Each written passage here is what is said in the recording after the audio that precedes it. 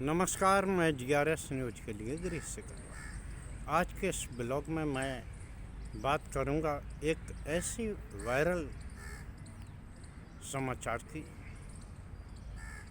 जो कि राजनीतिक तो है ही, साथ ही ये दर्शाने के लिए पर्याप्त है कि सत्ता के लिए कोई कितने जुमले फेंक सकता है।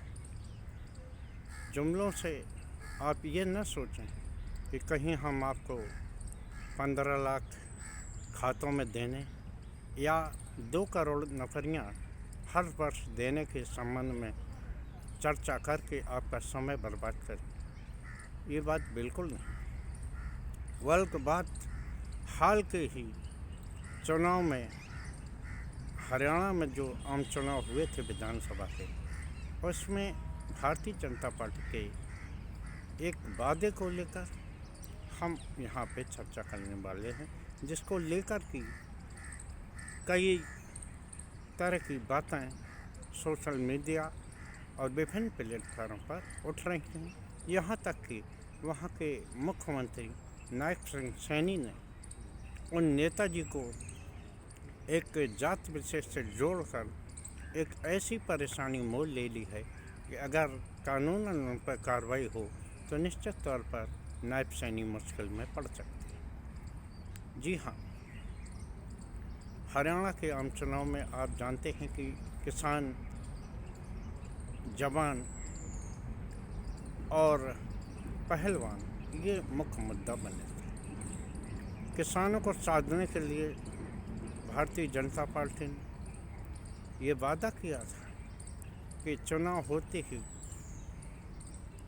धान किसानों की जो होगी वो 3100 रुपये क्विंटल खरीदी जाएगी।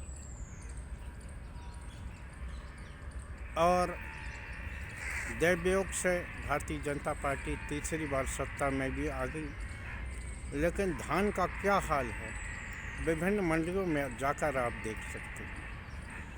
उन धान को नमी के आधार पर किसानों को किस प्रकार टरकाया जा रहा है और किस प्रकार बार बार रोका जा रहा है, ये जानकारी अगर आपको हो जाए तो आपको निश्चित तौर पर यह तकलीफ होगी।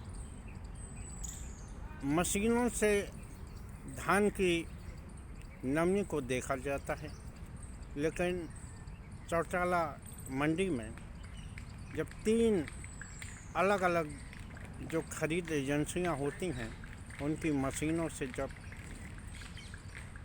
नमी निकाली गई तो एक मशीन में नमी 17% थी, एक में नमी 16% थी और एक में नमी 21% निकली। आखिर क्या बात है कि किसानों को जांच या यूँ कहिए कि खरीद एजेंसियां जांच के नाम पर उन्हें क्यों तकलीफ दी थी। जब वादा करने का समय होता है उस समय सरकारें वादा कर देती हैं कि एक एक दाना उनका धान का खरीदा जाएगा, लेकिन जब खरीद की बात आती है तो किस प्रकार से उनकी धान को लौटाया जाता है। चौटाला मंडी में ही किसान 5-5 दिन से अपनी उपज लिए पड़े हैं, लेकिन नमी के नाम पर उन्हें वहाँ रोक के रखा गया। आखिर किसानों का यही तो परेशानी है कि वो खेती के अलावा, किसानी के अलावा और कोई चीज़ कर नहीं सकते। वो ऐसे उद्योगपति नहीं हैं जो कुछ न बनाता हो, लेकिन देश के सभी संसाधन उसके हवाले सरकार कर देती है। खैर, मैं यहाँ बात हरियाणा की सरकार द्वारा घोषित किए गए धान के मूल 3100 रुपये क्विंटल पर मैं अपना बात कर रहा हूँ, जो कि जुमला साबित हो रही है।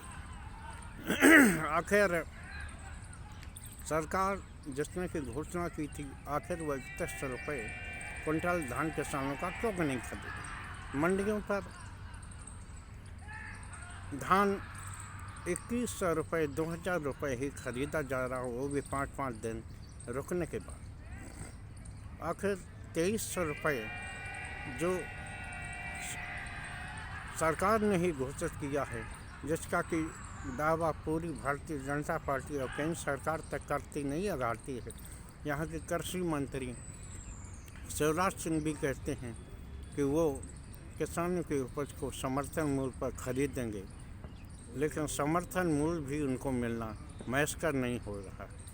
इसी को लेकर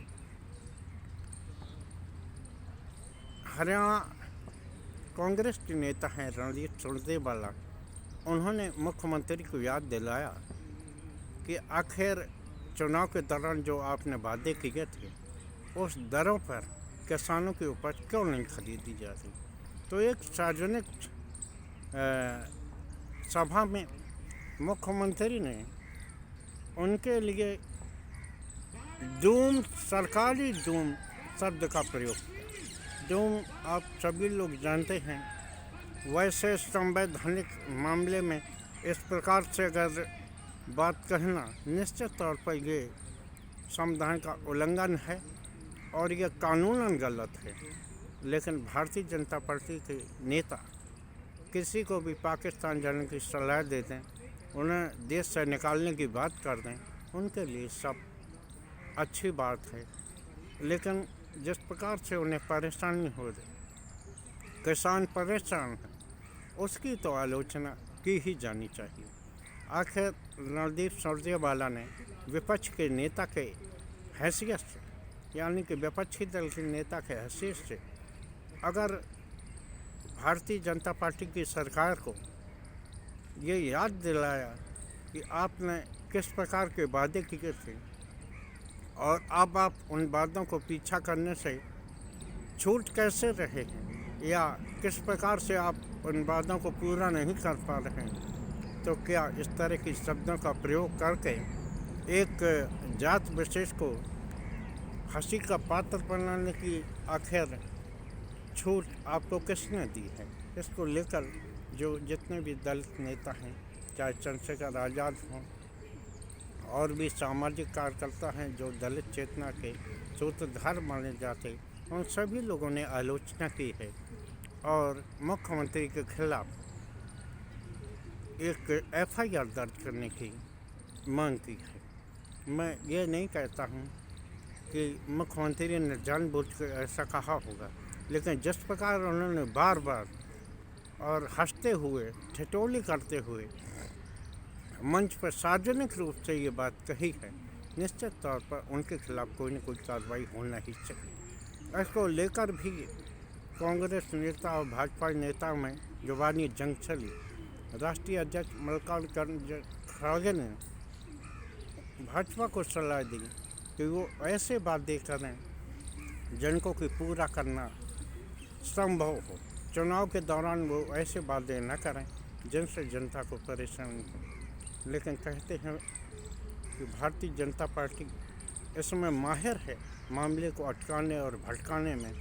तुरंत ही उन्होंने राहुल गांधी की खटाखट स्कीम की चर्चा की, जबकि आप सभी लोग जानते हैं जो राहुल गांधी ने वादा किया था वो सत्ता मिलने के बाद, यानी कि प्रधानमंत्री जब कांग्रेस या इंडिया गठबंधन का बनेगा उसके बाद की चर्चा की थी। लेकिन किस प्रकार भारतीय जनता पार्टी मामले को घुमाना जानती है और उसका राजनीतिक लाभ देना जानते हैं, वो आप लोगों के सामने है। मेरा तो ये कहना है कि जब आपने चुनाव के दौरान किसी को वादे किए तो उसको पूरा किया जाना चाहिए, और नहीं तो आप ऐसा वादा क्यों करते हैं जिसको लेकर जनता परेशान होती है, आपके झूठे भुलावे में आती है और उसे परेशानी का सामना करना पड़ता है। आज के ब्लॉग में बस इतना ही। जय हिंद, जय भारत।